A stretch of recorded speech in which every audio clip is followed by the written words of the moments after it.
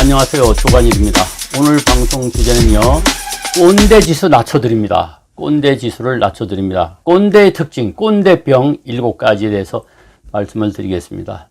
요즘 꼰대라고 하는 바람이 좀 사그러질 줄 알았는데 오히려 더한 것 같습니다. 그래서 요즘은요, 젊은 꼰대까지 나타났다고 그러죠. 여러분 그런 말씀 아세요? 판교 꼰대 잡수, 판교 꼰대 잡수란 말 들어보셨습니까? 판교라고 하는 곳은 아시죠? 판교에는 IT 산업을 비롯해 가지고 첨단 산업들이 발달되어 있는 곳인데, 그 판교에 가면은 젊은 사람들이, 즉 스티브 잡스 같이 큰 꿈을 가지고 젊은 사람들이, 성공한 사람들이 많은데, 그 젊은 사람들이 성공했음에도 불구하고 언행은 꼰대다, 이런 얘기죠. 그래서 잡스와 같은, 잡스도 사실 꼰대였어요. 꼰대 잡스라고 해가지고 스티브 잡스처럼 성공했지만 꼰대들이 많다 해서 판교 꼰대 잡스라는 말이 나타났습니다. 즉 젊은 사람도 요즘은 꼰대가 많다는 얘기죠. 그러면 꼰대 과연 어떻게 이 병을 치료할까요? 제가 그래서 지난번에 회사는 유치원이 아니다, 이런 책을 쓴 적이죠. 회사는 유치원이 아니다 해서 썼는데, 그 책이 약간 좀 꼰대 스타일이에요. 꼰대의 입장에서 젊은 사람에게 충고하는 그런 책이었는데, 이번에 그 책의 체계를 완전히 바꿔가지고 젊은 사람들에게는 어떻게 하면은 꼰대를 이해할 것인지, 그리고 꼰대들에게는 어떻게 젊은 사람을 이해할 것인지 중립적인 차원에서 역발상의 세대론을 다시 썼습니다. 그것이 바로 이번에 따끈따끈하게 나온, 엊그저께 나온 책이죠. 꼰대 지수 낮춰드립니다. 꼰대 지수 낮춰드립니다. 이 책은 한 번쯤 정말 읽어보실 필요가 있어요. 젊은 사람은 젊은 사람대로 읽어볼 필요가 있고요. 나이 든 사람은 나이 든 사람대로 읽어볼 필요가 있고, 여자든 남자든 다 같이 한 번쯤 읽독하기를 제가 권합니다. 아주 자신만만하게 권하는 책이니까 이 광고, 책 광고 한다고 너무 나무라지 마시고요. 책 썼으면 또 선전도 해야죠. 그래서 한 번쯤 이 책 읽어주시기를 바라면서, 오늘은 이 책에 없는 내용 중에서 꼰대병 7가지, 꼰대의 특징 7가지를 말씀드리겠는데, 한 번쯤 여러분 스스로와 비교해 보는 것은 어떨까 싶네요.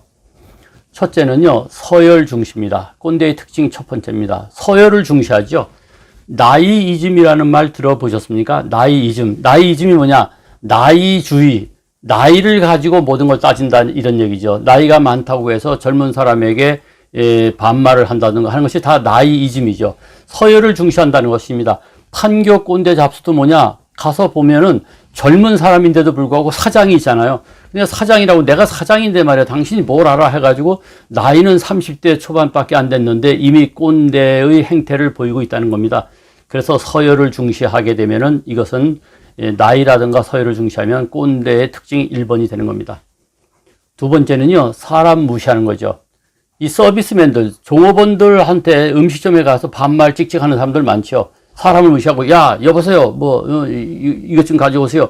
그 정도만 해도 괜찮습니다. 반말 찍찍해야 되죠. 강압적으로 하고 자기중심이죠. 이게 사람을 무시하면은 그것은 꼰대의 특징을 가지고 있는 겁니다. 꼰대병을 앓고 있는 것이죠. 두 번째입니다.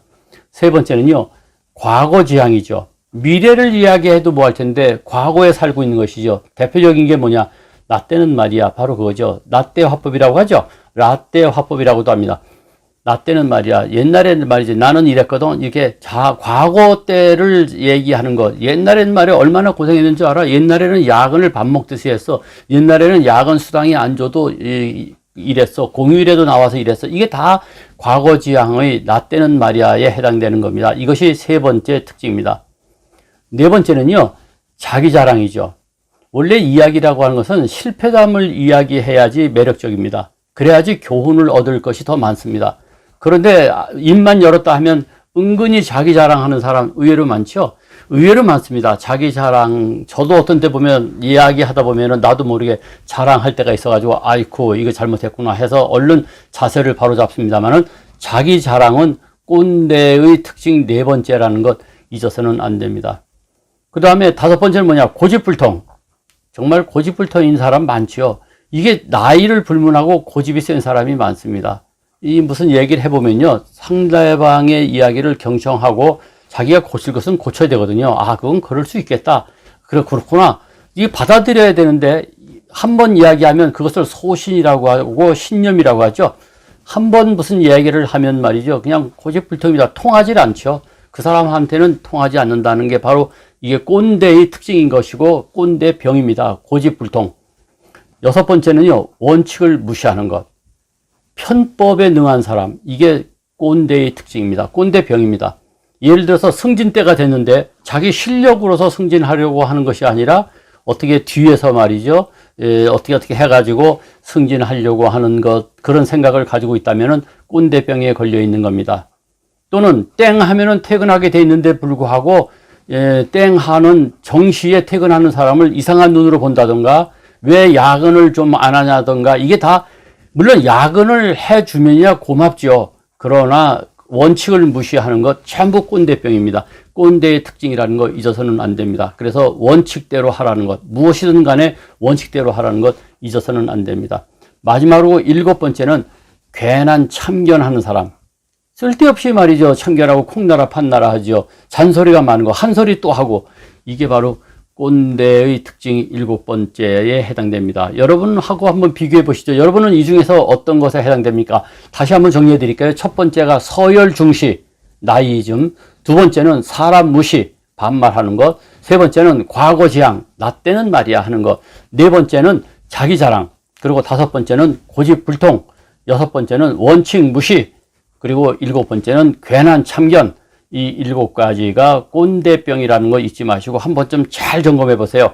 이 책에 나와 있지 않는 내용을 가지고 제가 설명드렸는데 이 책에는 보다 더 흥미진진한 이야기들이 많습니다. 책 한번 구독해 주시기를 권하면서 오늘 방송 마치겠습니다. 이 동영상 괜찮았으면 좋아요, 구독 눌러주시고 아무쪼록 꼰대병에서 탈출하시기를 바랍니다. 고맙습니다.